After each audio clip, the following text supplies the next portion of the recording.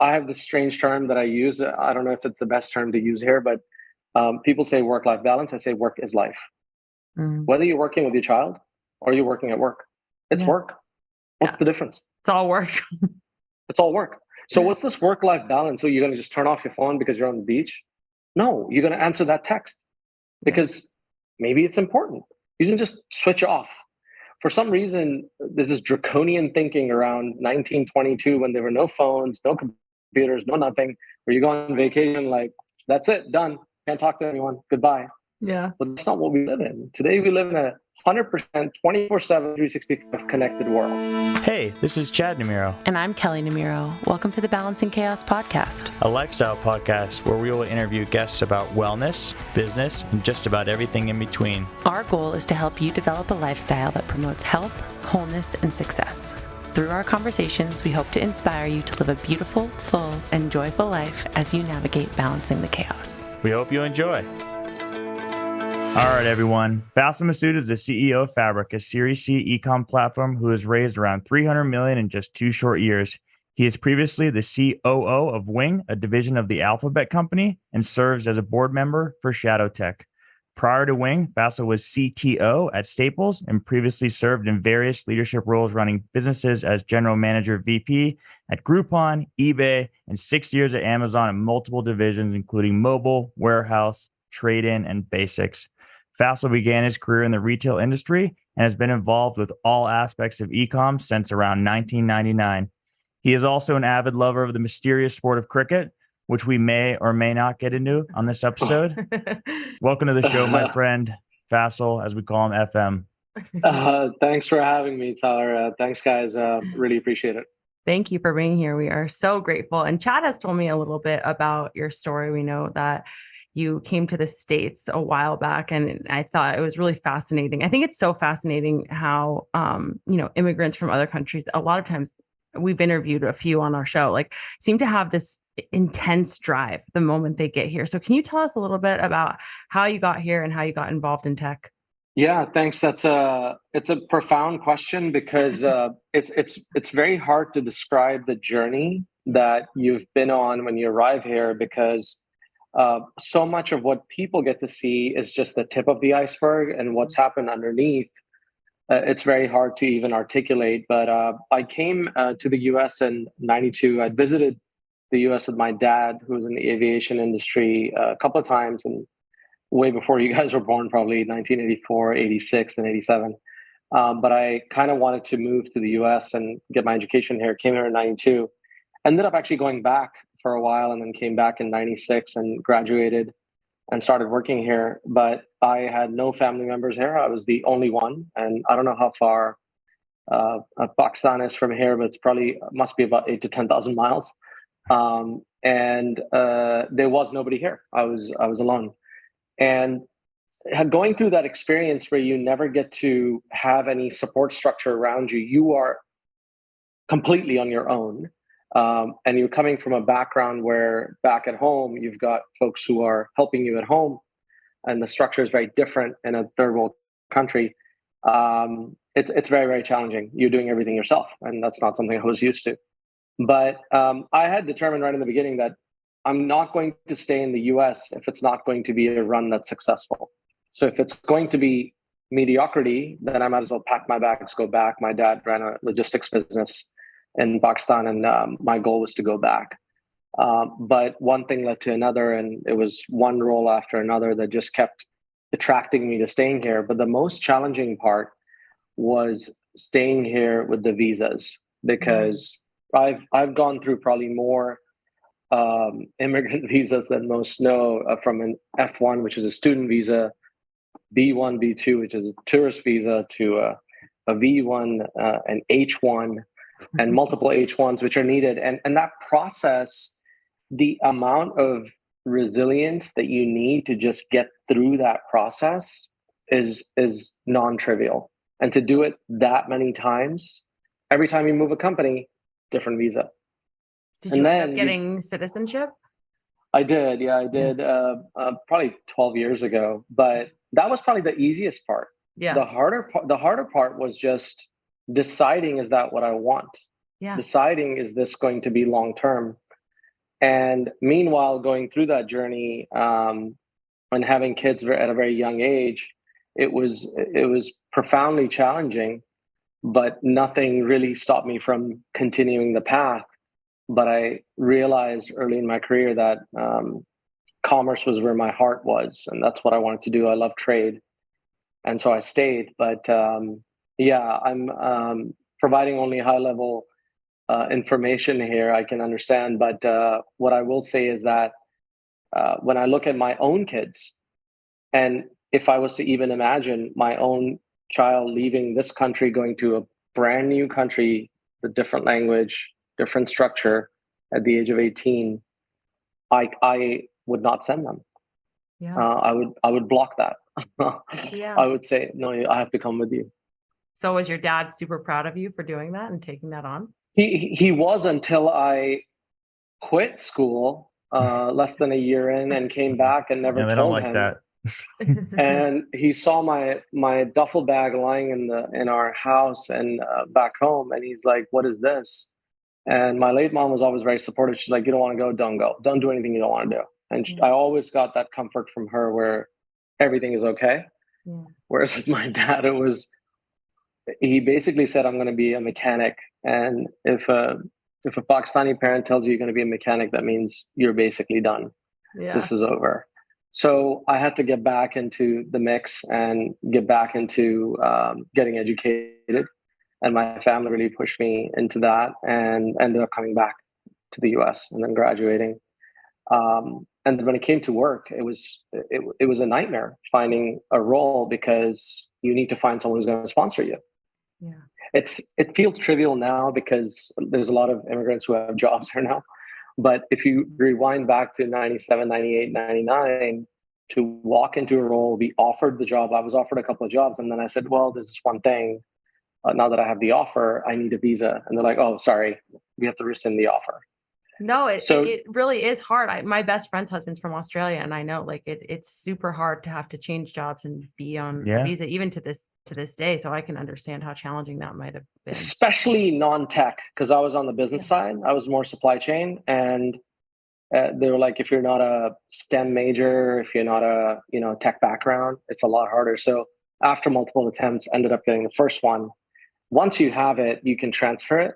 Mm-hmm. And even with that, I ended up at a startup that went defunct. They raised a whole bunch of money and were out of business in a short period of time. Mm-hmm. And so I was back on the. So yeah, it was. I would say a very friction journey all along. Mm-hmm. But as long as you can just take the gains and not worry about stuff that's not going well, I think you can make it. And I think that mentality is very much, I would say, this Tyler Francis's background. You watch UFC. I can't compare myself to that. That was just absolutely insane. But it is not a path taken by most, I would say. Yeah. So was your first like long-term role then in like the tech space with that Amazon, or was there something before that? Tech and kind of not tech. It was a startup in New York City called Cosmo.com. They were, think about them as a GoPuff, but in 1999. They were competing with Blockbuster and the likes of Amazon for 1 hour delivery. Mm-hmm. So you couldn't really call it a tech company. It was really a logistics company.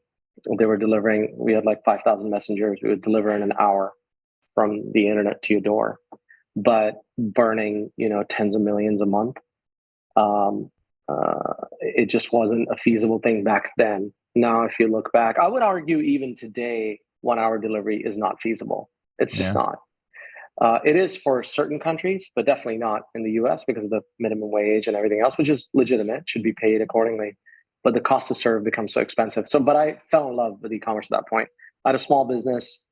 I was trying to also sell product myself and have my own small website, et cetera. But what I really loved was Amazon. And so when I left there, I ended up at Amazon in 2002.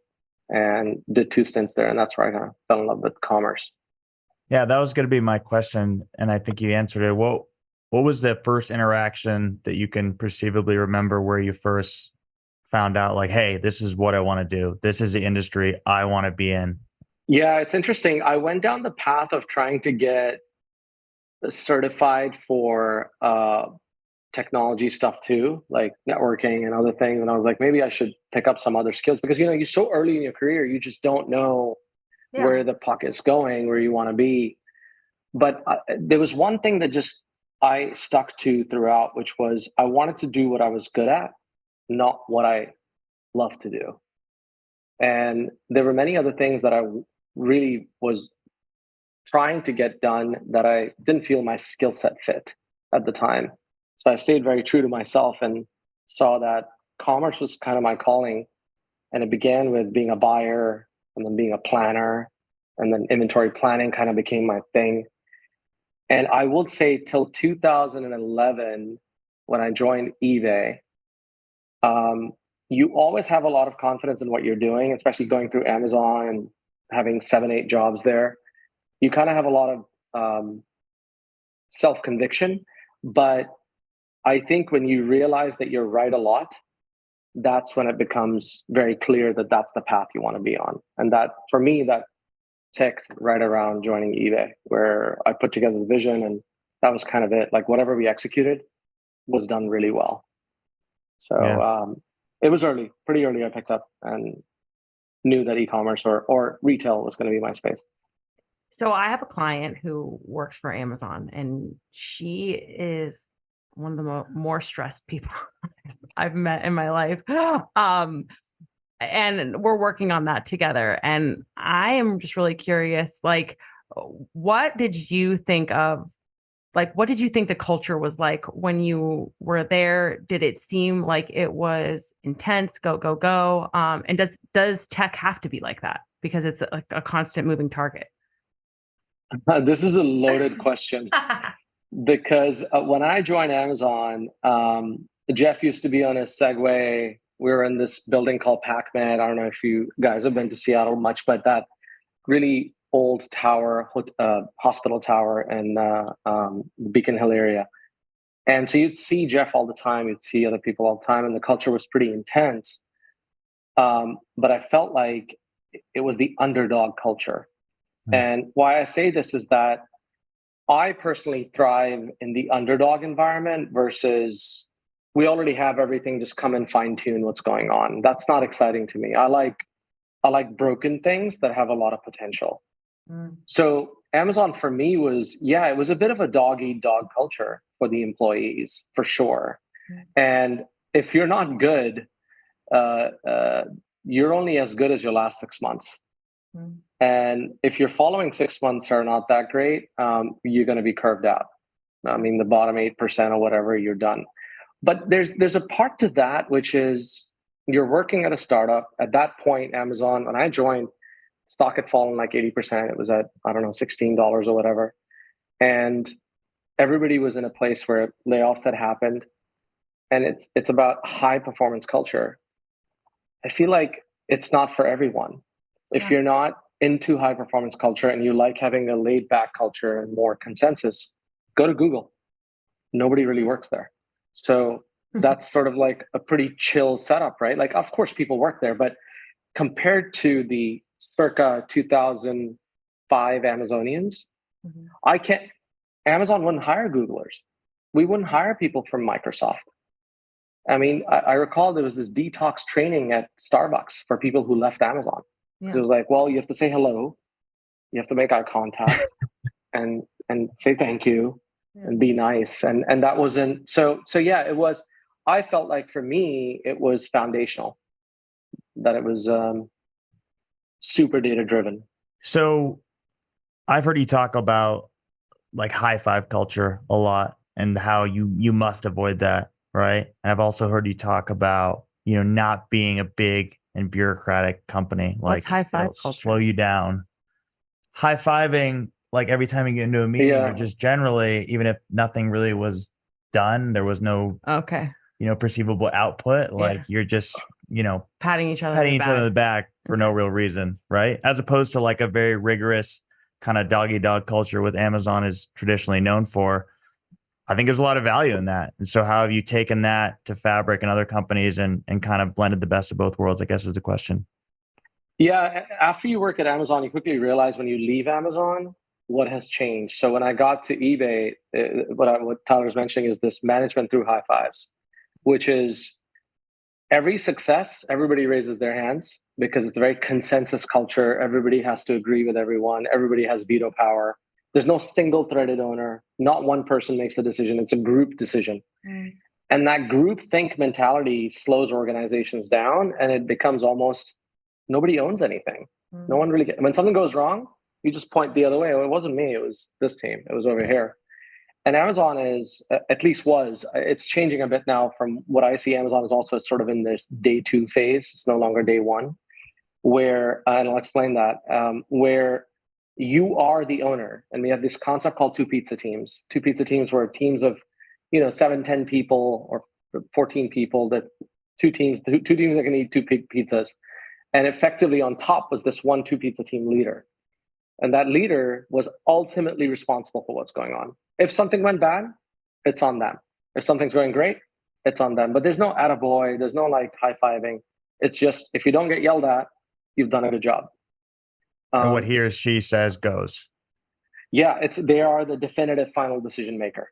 There's no like races. There's this concept called races where you'll hear Bain and eBay and good God, all these companies that just nobody wants to make a decision. But if you're not going to make a decision, then why are you here? So that risk averseness existed. So I would say that for me, that was great. But Amazon also had the dark side, which was Amazon's people organization was probably one of the worst that I've come across. They just didn't care for the individuals. They cared more about sort of, how am I doing? Am I hitting my numbers, all the performance metrics for the HR person, and less about the individual problems. And you saw that in the New York Times thing when it blew up finally, and people complained and said, we just can't work here anymore. So I think that there are parts of Amazon that are just incredible when it comes to ownership, deadlines, really data-driven and 6-pagers versus PowerPoints. But there's the other side, which is they're not empathetic. They're not an empathetic company. And that part I did not like, where there needs to be a human side. So I try to blend the two together versus try to have, just Amazon or just Google or just, some other eBay or whatever company. It's more, what's the fine balance that you can find? And so Fabric would lean a lot more towards that. Taking your experiences and using them to like further fuel the company. I love that. I think that's really awesome. Yeah, and also it's almost like for me triggering when I hear things like let's have a consensus vote. Like there's no voting. Corporations are not democracies. Yeah, that's not what they are. Yeah, somebody has to make a decision. Yeah, for sure. Yeah. Everyone I've ever known from Amazon, more or less, was very well trained. They might not have had the absolute best work-life balance. They might not have been the absolute happiest person in the world, but at the end of the day, they're well trained, and that means something as you move on through your career. I think that's something they do very well, and obviously they have incredible operational rigor in their business, and so that's why they're Amazon. You mentioned 6-pagers. One thing that I've noticed in the roles I've had, and the various connections that I've talked to, is companies get into these meeting cultures where you're meeting all day and there doesn't seem to be clear outputs or agendas. It's kind of all over the place. And so I know that Amazon doesn't use PowerPoints. They leverage 6-pagers. I believe you're a fan of them. Tell us kind of what they are and what you think the value is of using them. Yeah, it's pretty clear what the value is, right? Like, I'll give you a very simplistic view of this. When you write something down, even if it's 2 pages, and you have high conviction what you're writing down with data, with actual outputs that you're seeking and the inputs that will drive it, and you give that piece of paper to you and Kelly and say, read it. And you ask a question about something in that paper that you've written, by the way, this is what we should be doing because of these reasons. And you say, well, why did you decide that? That's a bad idea. You can't walk away from that argument anymore. In a PowerPoint, you just improvise and say, well, that I meant this, because you've never actually articulated exactly what you mean. It's just a bullet. Yeah. So when you write down what you want to accomplish in a 6-page, with, by the way, the appendix could be 30 pages.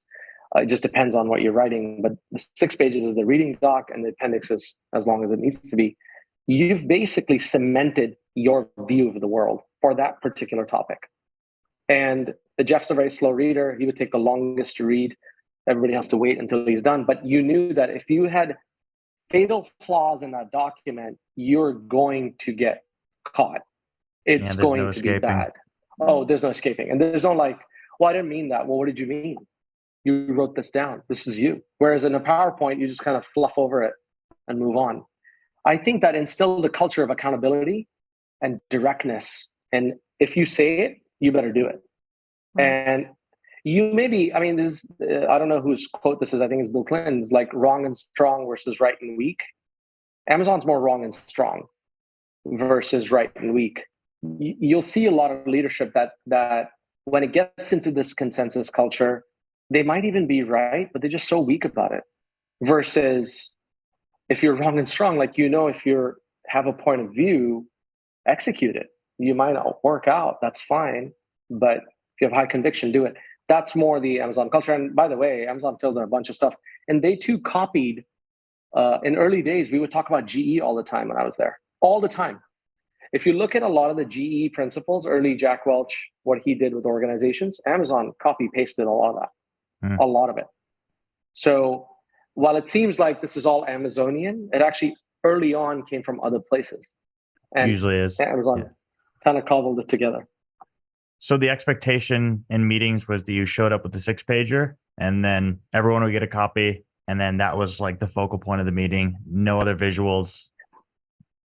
Oh, no, never any, no visuals in the 6-pager. It's a certain font size, certain size of paper, no graphs, no nothing. All of that is in the appendix because you're not wasting any of the 6 pages. That's all text. Yeah, it's That's all value.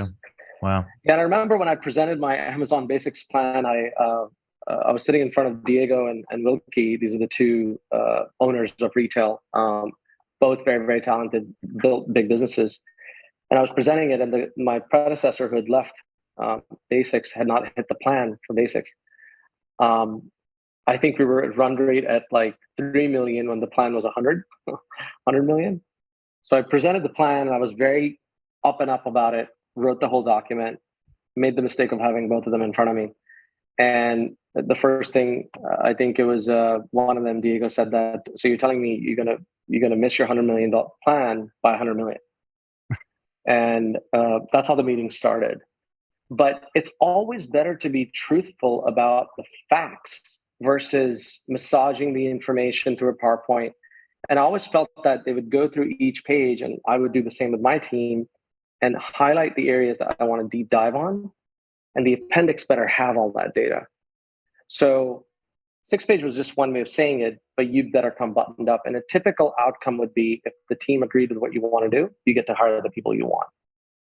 Most of the trading at Amazon was about headcount. It wasn't about a traditional company that's looking for dollars or whatever. It was about headcount. I need this many engineers, this many product managers. That's it. So we've talked a lot about company culture of other places, but I want to get into Fabric. For those of our listeners who don't know, Chad works for Faisal at Fabric, and Faisal is, like Chad said, the CEO. So can you dummy it down for some of us who are not in tech? And I, for a long time, didn't even understand what it was exactly that Chad did. I was like, oh, he works for a company that builds websites.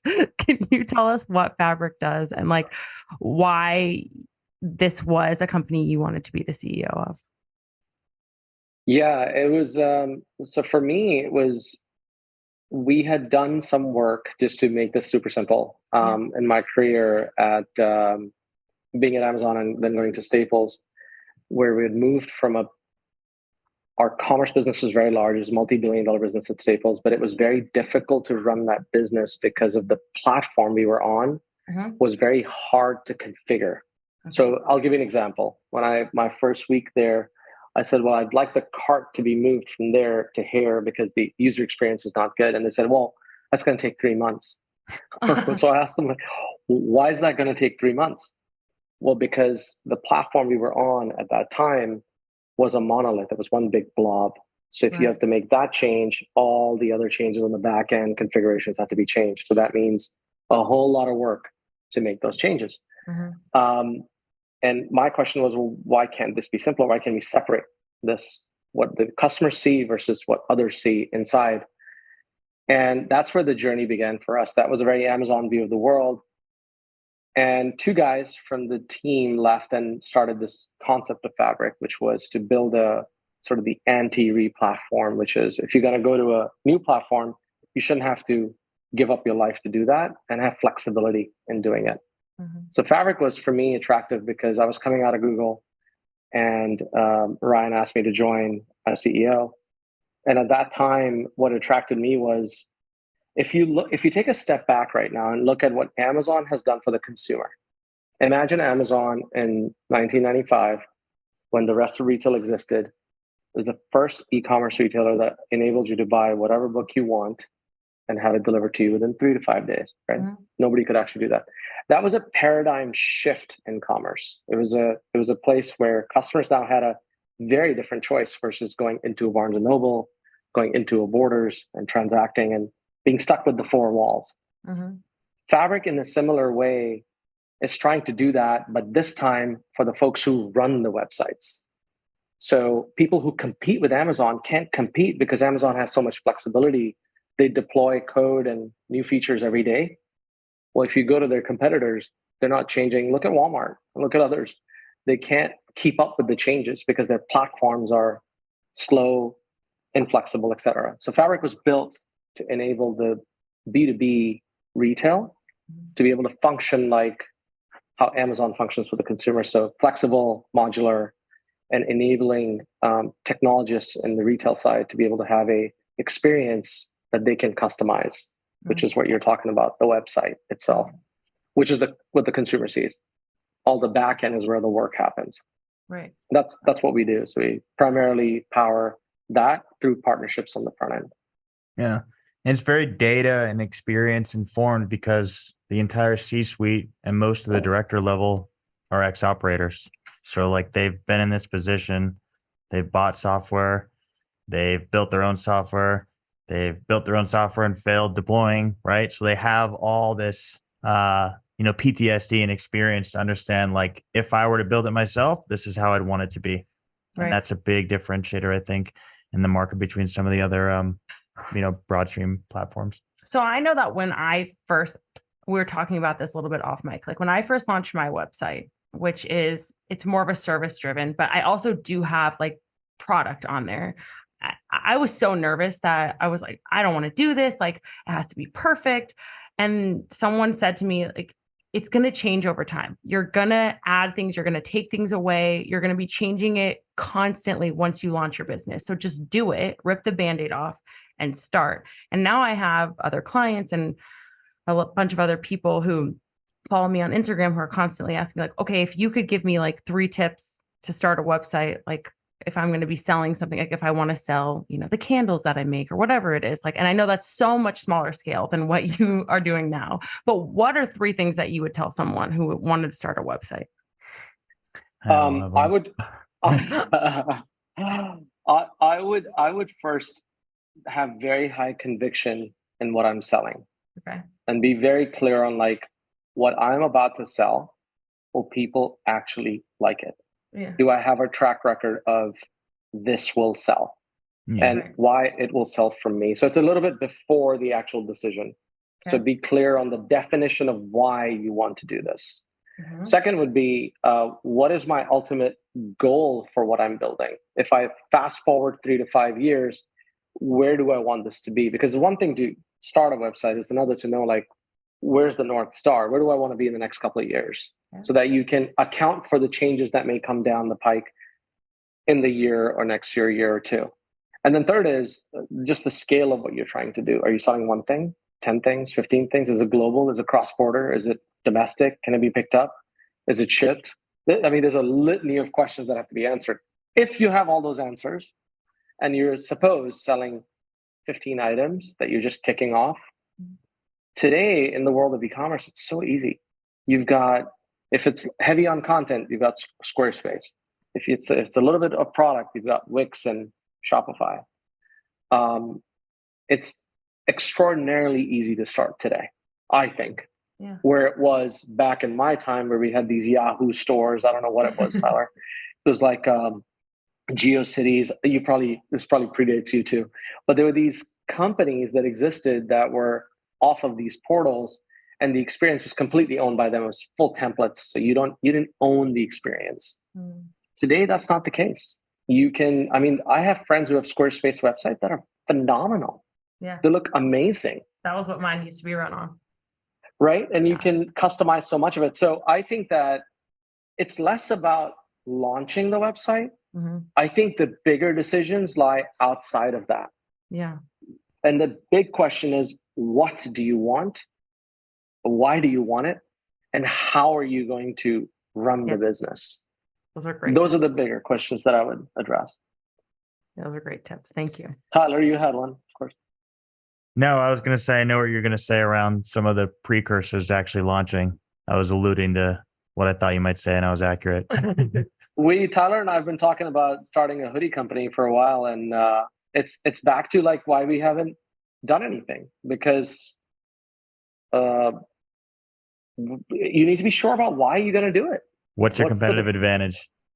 Yeah. What's the differentiation? Yeah. And if it's not going to have differentiation, then you're just another website. Yeah. So you talked about owning the customer data. I'm going to rewind us back to Amazon a little bit and talk about how that whole model has changed really everything, because all the rage, all the discussions right now are around D2C and like owning the customer, owning the transaction, being responsible for your own data versus pushing them to the Amazon marketplace and essentially hoping for a sale. And so you were a big part of Basics, which I think started in 2009 or so. And that, at least to me, was a huge monumental shift in the industry when they decided to effectively start competing with their quote unquote partners. Tell us about that journey and how that kind of changed the landscape in your eyes. Yeah, I mean, this is nothing novel about Amazon Basics, to be very clear. I mean, Kirkland at Costco has existed, I don't know how long. Yeah. Target has probably 100 private label brands, if not more. And Walmart, and go down the list. Staples was a $25 billion business. I think we were doing about $6 billion in private label when I arrived. So nothing new about this. The only thing that's different about it is when you walk into a Walmart, this concept of, I don't know if you've heard of end caps. Have you heard of this concept? When you walk the aisles, there's these end caps where you can merchandise your product. Well, on Amazon, there's no way to do that. The only way you're going to do that is by paying for ad spend and all of those things, but you never have that same eyeballs on your product like you do in a Kroger. You walk in and there's Coca-Cola right there. Why? Because they've paid for that space. They've paid for the end cap. They've got legitimate visibility. With Amazon Basics, it was a little bit easier to launch because we already had unbelievable traffic, and we knew that anybody can go on Amazon.com and look at sales rank, and you'll know what sells the most, right? This is not new news. Similar to what every other retailer does. So we picked a couple of categories in the electronics category for accessories and said, let's just launch with this. And our first year, we sold 1 million HDMI cables because Monster cable was $100. The Best Buy Insignia was $36. The China cable was 99 cents. We came at $6. We just blew through. So it's finding the right price points, et cetera. Once we saw that worked, then it was like, let's sell everything. Then came batteries and backpacks and everything else. So I see Basics as literally buying from the same factories that make those products. Same. And there's nothing different about it. And if you can trust the brand, I remember that the original name for Amazon Basics was supposed to be Amazon Smart. That was the 6-pager. It was not supposed to be Basics, but Jeff didn't like the word smart.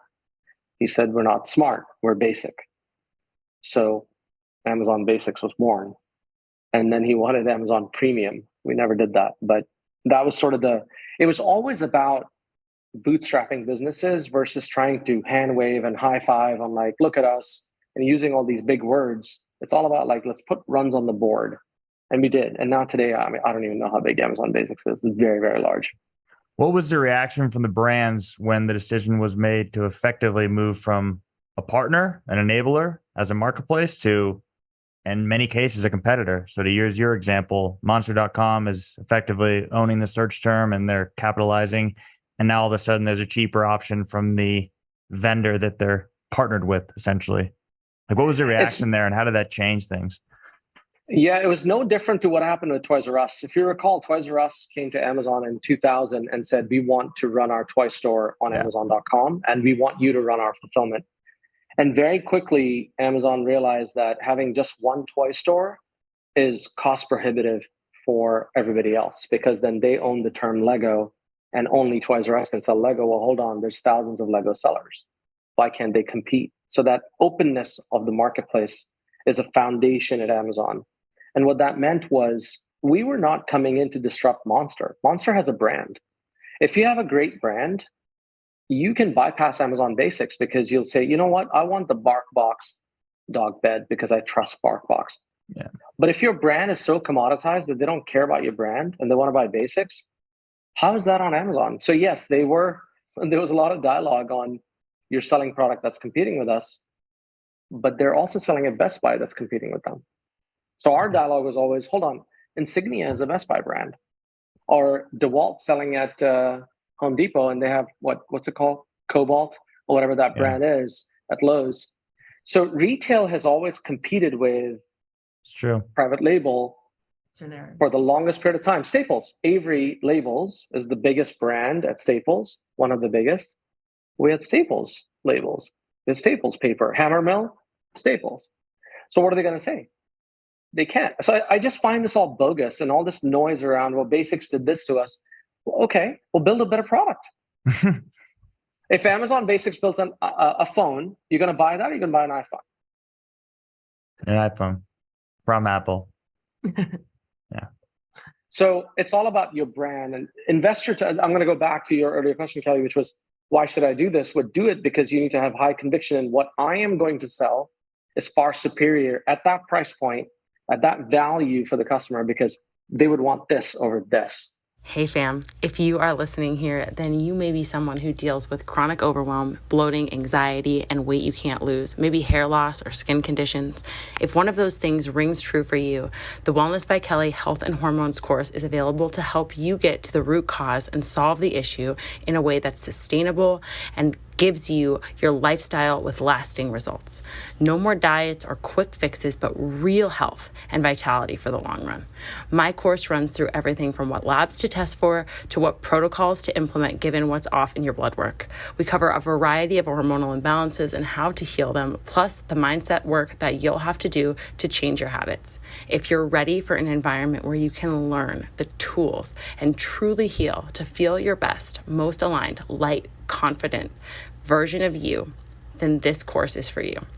If you're feeling called to join the WBK Health and Hormones course, head to the link in the show notes to learn more, where you'll get my membership included with your purchase. Me and my two kids are very grateful that our dad can work from home. And I think that that's awesome that you guys can do that at this day and age. And I know that there are a lot of people out there that, businesses that are run on more of a office culture. And like, as soon as COVID kind of started to subside, like the expectation was you're back in the office. And while I would not mind moving to New York, because I love it there, I do love the fact that Chad can be home. What a great idea. It is a great idea. What a great idea.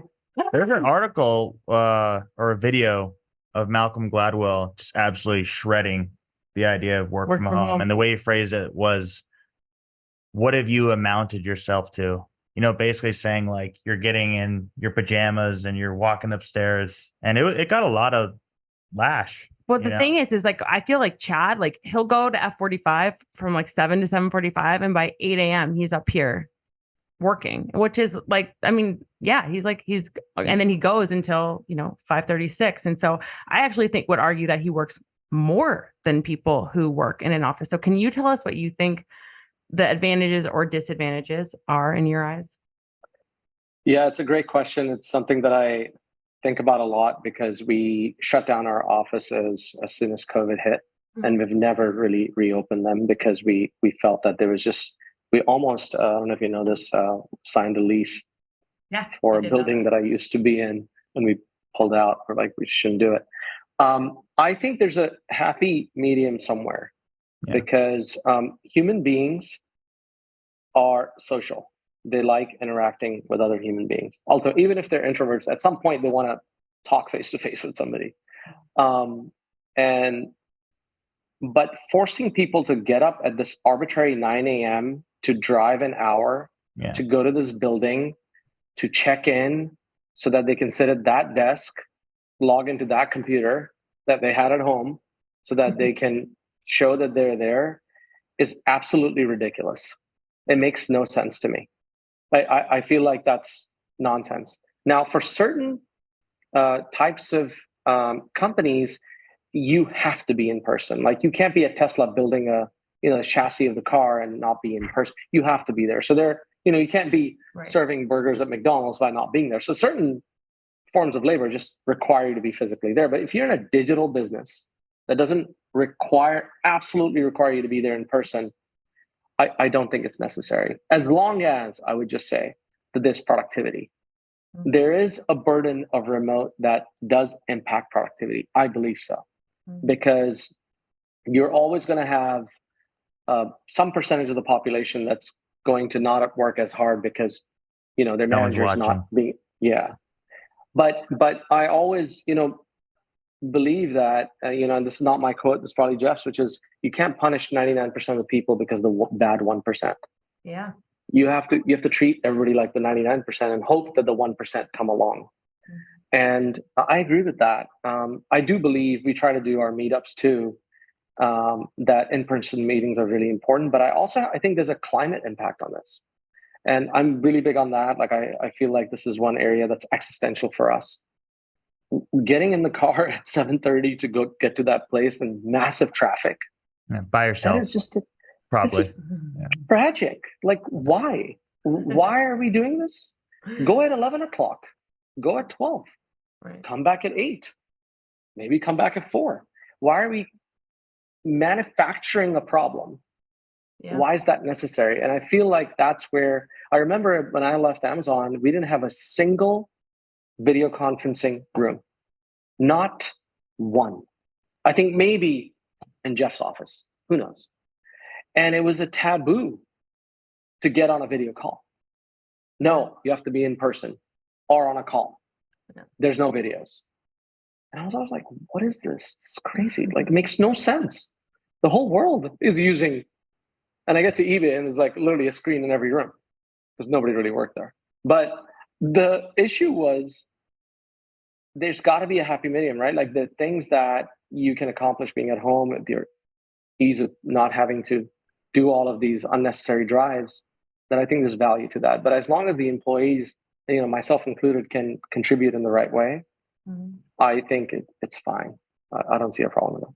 I think the right approach is a hybrid approach. You need to have human connection. You need to offer that ability, ideally quarterly at minimum, but if possible, more than that. If you're in New York and you're a large company and there's a small office where you can go at any time, but you also have the option to work from home, I think that's exceptional. But you're right. I'll tell you a story. I was in Mexico City for a meeting. Faisal knows who it was for. And in Mexico City, you have a sticker on your car that determines which day of the week you are allowed to drive because the pollution is so bad. I think it's the most polluted city in the world, if not top 3, top 5, outside of China, probably number 1. And I was having a discussion with someone there, and they were basically positing that this could never happen in America. And I said, of course it can. If it gets congested enough in cities like LA, et cetera, that can of course happen. And so there is a real impact. And in LA, hour plus is the norm for many people. And it's just lowering productivity, lowering time away from your family. And so I think it depends on the vertical and the situation. But, obviously there's been a lot of pushback because people do love it. And candidly, these days, especially in tech, and this, you're not competitive anymore if you're not hiring remote first. You're just not, because people want it. It used to be the foosball tables and the massages. People care less about that now. They're more about, Google had all these perks. Yeah. Now it's more about, can I have flexibility in my life? That's the biggest perk you could offer. And I think it's a powerful one, but it cannot be abused. And if it is abused, there's ways to track that too. It's not that hard.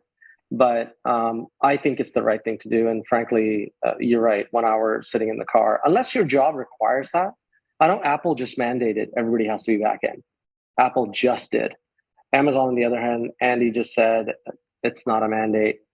Microsoft is kind of somewhere else. Google is somewhere else. But ultimately, I think it's going to be hybrid.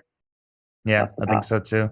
So while we're on the topic of companies and kind of some of these ways to structure, culture, et cetera, I've heard you talk a lot about hiring mentalities. And perceivably, if you're going to be a remote first company, you need to hire well because you need to be assured that they're working hard and they're productive. And so you've talked a lot about hiring for need versus hiring for talent. Talk a little bit about that because I think it's something we exercise pretty well at Fabric, and be good for our listeners to hear who are building their own businesses or scaling. Yeah, this is just one of those other things where my indoctrination in hiring got established at Amazon, where I was a bar raiser. There's a concept called a bar raiser at Amazon, which was you have been pre-selected by committee that you have to go through training and then pass the training, and then you sit on a couple of interviews, and then you're finally anointed as a bar raiser. Back then there was probably 400 or 500. Now there's probably more, but a bar raiser sat on every interview, and the bar raiser had veto power on the hiring. And the bar raiser's entire role in that interview loop was to establish, does this individual raise the bar for that level? And if they determined that that individual did not raise the bar, no one's being hired. And one very unique thing that we did there that other companies just don't do, and I find this really unique and feel like this is a bit of a gap for other companies, including Google, which is nobody shared their feedback. So if I interviewed you and 6 other people interviewed you, you're actually not allowed to share the feedback. The feedback is only shared in the system, and the bar raiser brings the feedback in writing, printed to the debrief. And at the debrief, you reveal that at that point that I'm inclined to hire or not inclined to hire. What's the purpose? They want to avoid bias.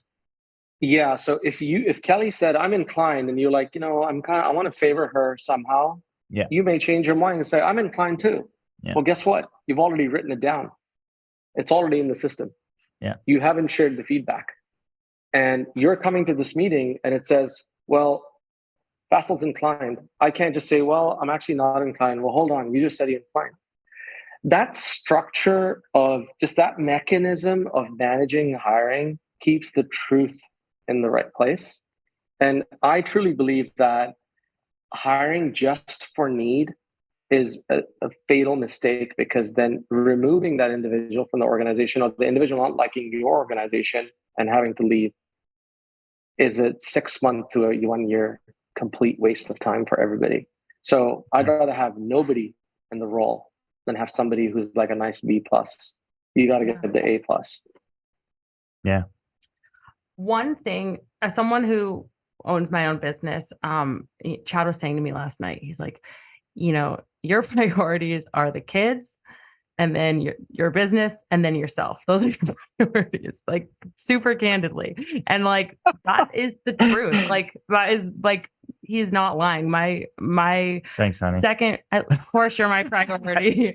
But my second baby is my business. Like, it really is. And I think about it from the moment that I wake up, and finding balance with my work has been one of the hardest things for me. Because like I said, like the moment I open my eyes, like it's the first thing on my mind, like what problem is there?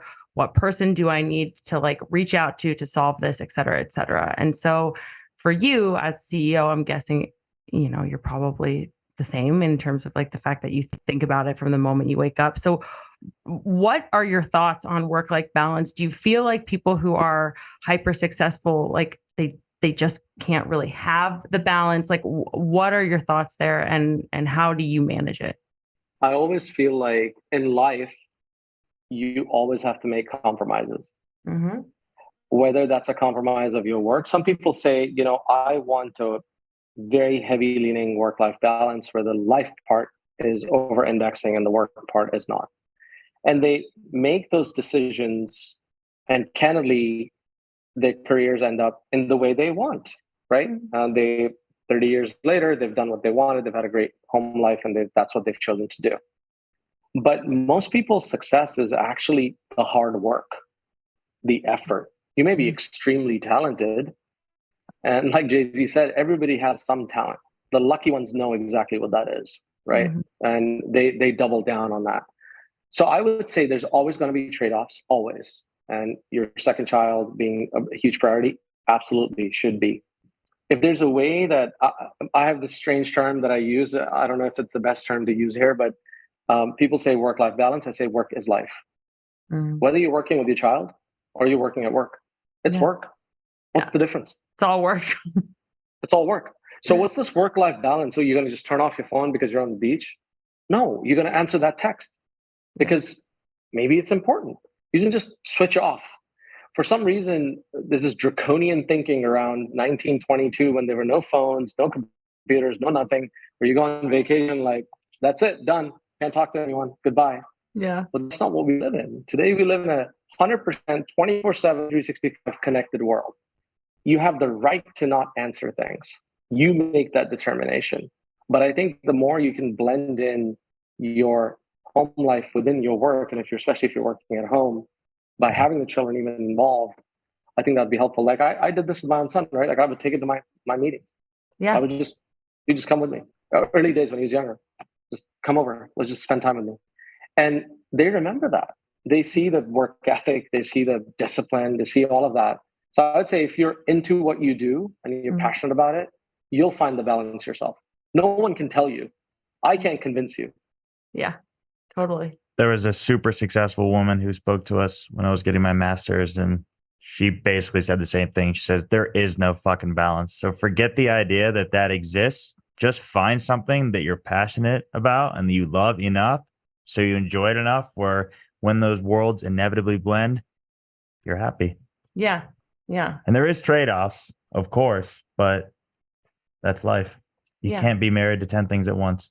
No, you can't. And I think that like the fact that I can do the work that I do from home, or like you can do the work that you do from home, it does give you this flexibility to have the thing that you love to do, that you're passionate about, and get to see your kids, which is why I said, like, I love that so much. So. And to Faisal's point, the kids can see what I do. Yeah. And they come in here all the time. Yeah.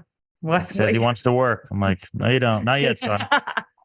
I think they're inspired by that, frankly. I think they see that the parents are working hard. That's almost instilling more confidence in them when they get older. Like, look, this is my bar. These two are my bar, and I can do it too. But to your point, one last thing I'll say here is that when you do make those trade-offs, because I felt when I tried to make a trade-off and say, I'm just not going to care about what happens with a particular very important event in my life for my child, and just say, I'm just not going to go. You just need to know what the impact of that's going to be, the consequences. On the flip side, I'll say the following. My mother never went to a single game I played. He never took me to a single sporting event or any other thing that I did. It was like, you want to do it? You go do it. It's your thing, right? That's what you're high conviction about. Then go do it. And I think the culture has become so drive the kids everywhere and literally lay out the red carpet for everything. Yeah. It almost takes away the hunger of doing it yourself. Yeah. So there's a bit of that too, but again, that's me. I prefer that they drive their own passion. I'm reading a fascinating book called Parenting with Love and Logic, and it's a lot about that stuff, about letting them make their own decisions, live with their own mistakes.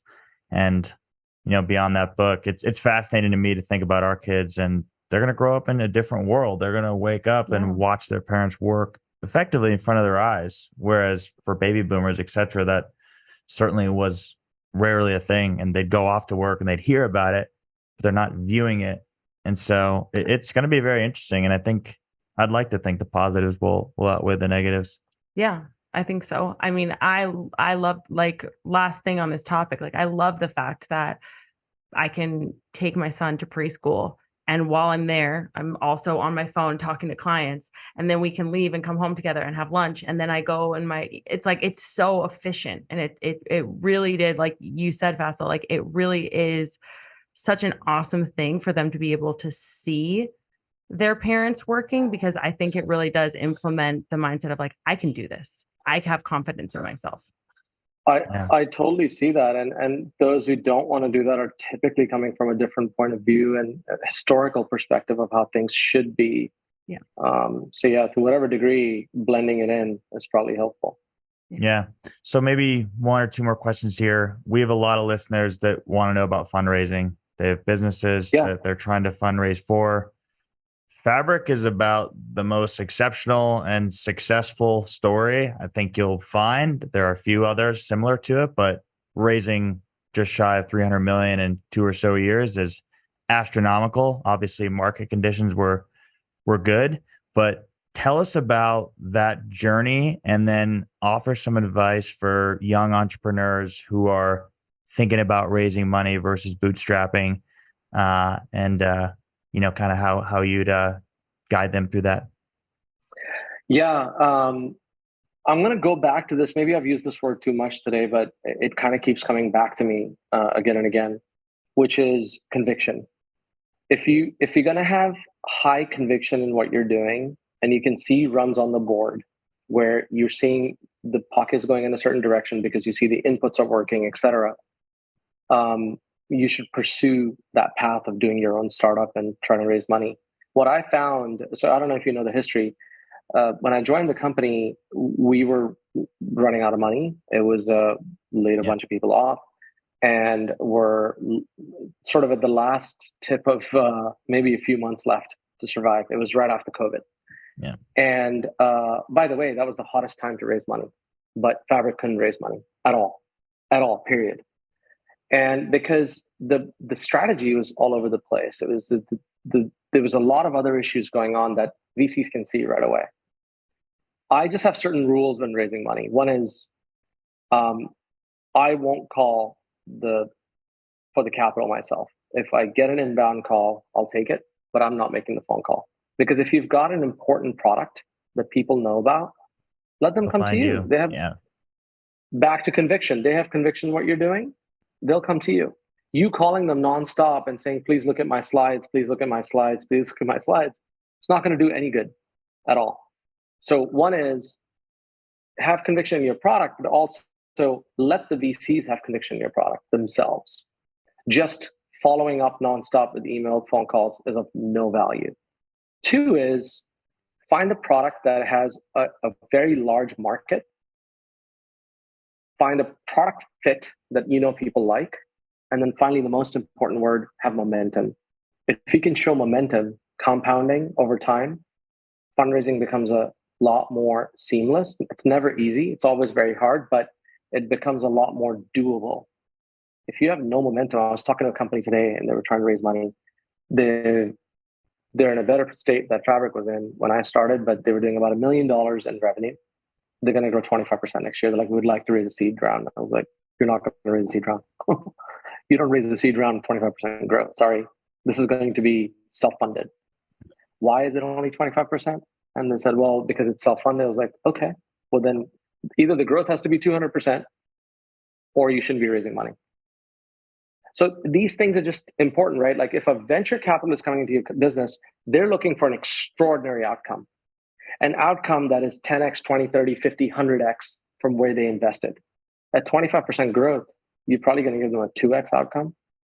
That's not exciting. So big market, big what we call TAM, addressable market, total addressable market, a really good product market fit. So like Kelly, you're doing business, like you know your moat, you know what you do well, and that's your focus area, and you know that's what you do well. So for other entrepreneurs, knowing that that's what that is. And then finally putting runs on the board. And we did that. So we had 2 customers, we went to 11 customers, we went to 25 customers, 70 customers. Those are all points in time that there was momentum in the business. And for us, for Fabric, it's been really, back to your point earlier, Tyler, that the team, we have a very unique team. You can't compare us to any other commerce platform out there because none of those commerce platforms have actually run a business ever. So they don't know the back end side of the house. So it was our team, it was our momentum, and it was truly the market. It's a huge market. So we did what we had to do. But also it's also the confidence of going into these meetings. If you're not going to call me back, I'm definitely not going to call you back. And if I just keep following up, like, what's the point? They didn't call you. If they liked you, would they have called you? Yes. Yeah. Then why are you calling? Yeah. So that's sort of, and sometimes you get carried away. You're so in love with your business that you're like, well, why aren't they doing this? Well, just ask them brutally, like, what did you not like? I would do that. If somebody passed on the round, I would ask, and we only got passed on the round because of valuation, not because of the product. And if somebody passed on the round, I'd always ask, what was the reason? And I'd take that away for the next round and say, okay, we got to solve that problem. Because this is back to Ben's quote, who works with us. I think it's Tom Brady's quote, which is win or learn. I actually truly think that's a really good quote, because you're either going to win that VC or you're going to learn something from it. Yeah. And I like having new problems. I don't like having repeat problems. Because if it's repeating, you're failing. For sure. That's what I say that all the time in my business. Like, if you're not learning and growing from the experience and you're not changing something about the problem, you're going to keep having the same problems over and over again. Then you're the problem. Right. Exactly. I think that's so great. And that was one thing I had to learn the hard way too in my own business, was like, when I first started taking on clients, if someone didn't book with me, I would continue to follow up, and I'd be like, what? Oh, like, are you sure you don't want, like, and then it's like, oh, I'll lower my rate for you. It's like, wait, no, if that person doesn't like you, like, then there's someone out there that is your person that is going to like your product, or there's something that you need to learn about your product or service that isn't right. So I think that's great. Yeah, we've had a lot of discussions around pricing strategy. Raise the price. Exactly. Last question that we have for you, and that's something I'm really fascinated with, and something Chad and I talk about a lot. Like, we'll be driving to my mom and dad's house, and there's a big Macy's like on the way there, and we'll look at it and like, you think that's going to just like not be there in 5 or 10 years? You think that everything is going to be online? And so I know you can't read the future, but my question to you is, like, with commerce, with shopping, what are we going to see? Like, what's going to change in the next 5 years? Yeah, it's a fantastic question. Something we talked about a lot in my career, at least. I don't see a path to this binary equation of just stores or just online. It's a hybrid. Yeah, it has to be, because think about what happened in COVID for restaurants. We ended up building massive demand for food. And then what happened? Yeah. Everybody wanted to, your dog's in the room. Everybody wanted to order food and have it at their house. But as soon as the restaurants open, they're back. Yeah. We're back.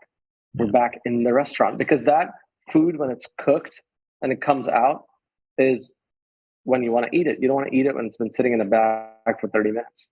So same with retail. I think with the furniture, apparel, luxury, the demand for that in-person shopping is not going away. In fact, I would argue, if you look at LVMH and other brands that are really big, they've seen a prolific rise in their growth of store business. Yeah. Because people want to go and try stuff on.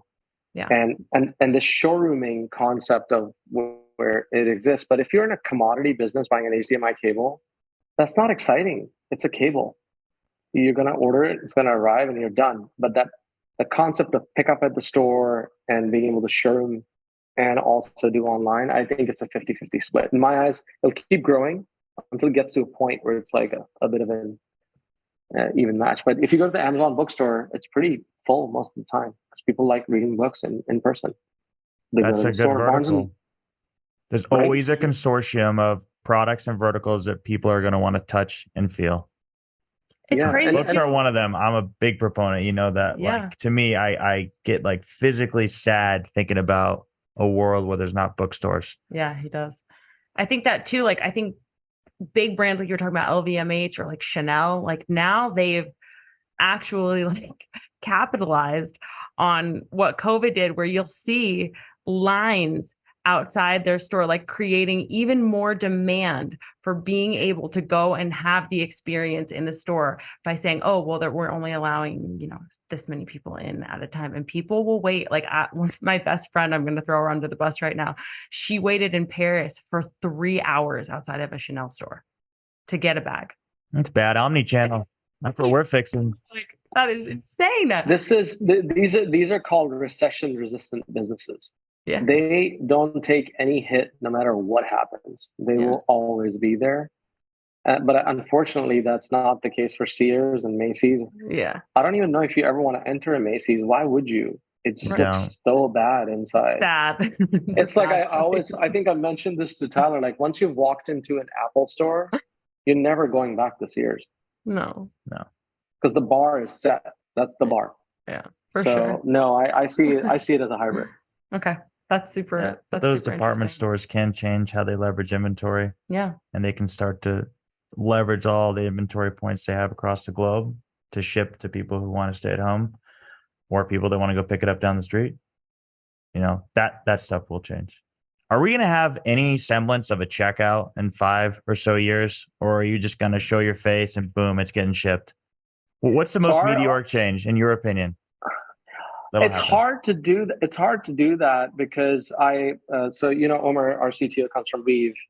And Weave is a company that's built a shopping cart as a service. It's basically a shopping cart at a grocery store. If you go to an Albertsons, you throw stuff into the cart and you leave. There's no checkout because the cart has 6 cameras or whatever it is and a weighing scale. So it does all the work for you. You just go to your cart, put the stuff out, put the cart back, you're done. There is no checkout. So the original term was check-in is the new checkout. Fantastic concept, yeah?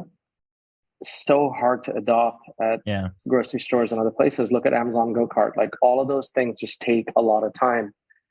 I'll say it this way. There was a point when Amazon launched a thing called Pay Phrase. The silliest idea. It was Jeff's idea that give me a pay phrase at checkout and you check out. So you just say baba boo boo and you can check out. That's your pay phrase. And it didn't work. It failed because swiping a credit card is not that hard. It's actually not that hard. And I think the transition from swiping a credit card to just double clicking your watch and just doing this made it even easier.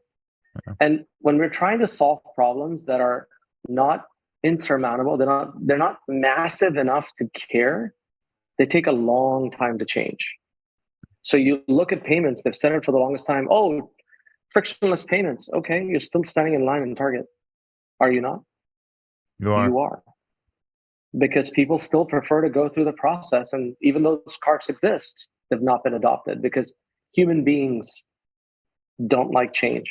They just take a long time to get to it. So I just think payments is that one of those areas that it's a very large TAM. So everybody gets really enamored by how big it is. But how big is the real problem? Pulling out my watch or my phone? Do we call that a problem? That's a very high class problem. Yeah. People have much bigger problems to solve. So again, you saw this with some of the folks out there with one-click checkout. Do you really need one click? Do you really, really need one click? Yeah. Sometimes, but not all the time. So more to come, but I personally don't see a drastic need for it to be zero sum because there's so much theft that's going to take place with that the shrinkage will, those self-checkouts in grocery stores, I think the shrinkage is astronomical. Several points. To be, yeah. Hence, it's not in every store. Yeah. So, makes it tough. But maybe for something like restaurants, I think we can all agree the inefficient process of the receipt, calling the waiter, that's a process. They do it. I mean, even in Europe, it's shorter, right? Like they just bring. Yeah, exactly. So something like that. You could Uberize that payment where you just prepay and maybe QR code picks up your card, you've placed the order, you just leave. Yeah. Perhaps those are things you could do. Efficiency. But to do it in generic stores, I think it's a little bit harder. Yeah, ways off. Back in my days at PayPal, they had an innovation center and they were testing out like beacon technology where, they'd recognize when you walked in and you effectively can order on your phone and pay. Probably would, lead to some of the same issues. And I don't know, gets rid of the human connection though. It does. Then all of a sudden you're not interacting with anyone at a restaurant. I think it's a lot of what people love. Yeah. Hearing the waiter describe the specials, give a lot of detail to what's going into the meal, what's going into the entree. Mm-hmm. So interesting topic. I like seeing it when it's memorized perfectly. So does Chad. He thinks it's like an art form. I do. When a And waiter, I mean, we're really going off on a tangent, but like when a waiter like describes something and nails it, I mean, that's just pure sales right there. Like I'm getting I that. love it. I love it. I advise this company called Miso Robotics. They're based out of Pasadena. They've built this thing called the Chef Bot. The Chef Bot basically sits on top of your grill where you're making the steaks. Did you know that at an Outback, a typical chef will memorize 40 steaks? Wow. Memorize. Wow. And know which one is which and put in the plate. So they built this thing called the Chef Bot that would look at the steaks when they came in, know whose order it is, and literally just point the red light to which one's next. And so Miso's done this, and they also have a robotics burger maker and fry maker. But it's insane how much human capacity there is to do these tasks. Yeah. And I think the automation will happen in those areas before, like solving payments. I mean, this guy's memorizing 40 steaks. Like that's hard. Yeah. Paying with your phone is not hard. No. What's so hard about that? So things like that, I think, definitely a lot of automation to come to actually ease their time too, right? You get a better steak. Yeah. Yeah. So maybe in closing, what is a prediction you have for things that will be drastically different in the world of commerce in the next, let's say, 10 years? Are we going to be paying with cryptocurrency? I won't. Maybe my son took care of that. The losses are quite large, but that's not an area I want to go into. Again, right? But crypto is the same thing. Like if you can't explain it to a normal person on the street why you must use crypto, the adoption curve is going to be very difficult. Yeah. E-commerce was very easy to explain to people. Oh, you place an order and it shows up at your house. With crypto, you're going to 15 different variants of how you describe it. Oh, the ledger. Okay, well, it's immutable and it's all documented, and you can trail it all the way back. Well, who cares? Consumers care about simplicity. So no, I don't see that as, yeah, sure, it'll be 5-6%, whatever it is in transactions. I think the bigger changes in commerce are going to be in outside of pure e-commerce. So food and beverage for sure, entertainment for sure. And anywhere where there's friction in the transaction, publisher commerce is going to change quite a bit too. Affiliate business is dying. It's going to be much more direct commerce for those. Marketplaces are going to be enormous. And your earlier question about Shopify, it's a nice listing tool for Amazon selling, right? Like most Shopify merchants sell a ton of stuff on Amazon because marketplaces are powerful. They bring traffic, they bring everything else. So I think a lot of change there. I'm still very much banking on my previous job with drone delivery. That drones will become a lot more ubiquitous, especially in rural areas where it's hard to get to and the order can get to you within 15 minutes. That I think will change. It's just ways away because of policy. That's fascinating. Yeah.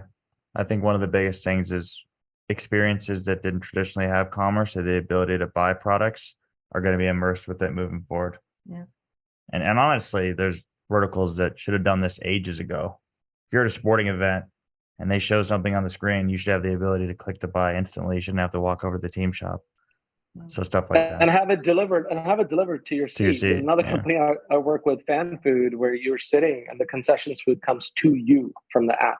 That's awesome. And so that type of stuff should become a lot more common versus this. And then of course, hybrid work and stuff like that. Big changes there too. Yeah. Well, we know it's late there, my friend. Almost Faisal. 9:00 by my count, but really appreciate it. Some great learnings here, and we hope everyone enjoyed. Thank you, man. Thank you. Awesome. You come out to New York, you got to come visit. We really hope that you enjoyed that episode. You can follow me on Instagram at Wellness by Kelly. And if you're new around here, you can sign up for the WBK 7-day free trial where you can get access to all of my low impact workouts, blood sugar balancing, plant-based recipes, and guided meditations, all available on wellnessbykelly.com and on the WBK app. Hey, thanks for listening. Please make sure you rate, review, and subscribe to the podcast. You can also connect with us on social media at Wellness by Kelly. Drop us a DM for who you want to hear from.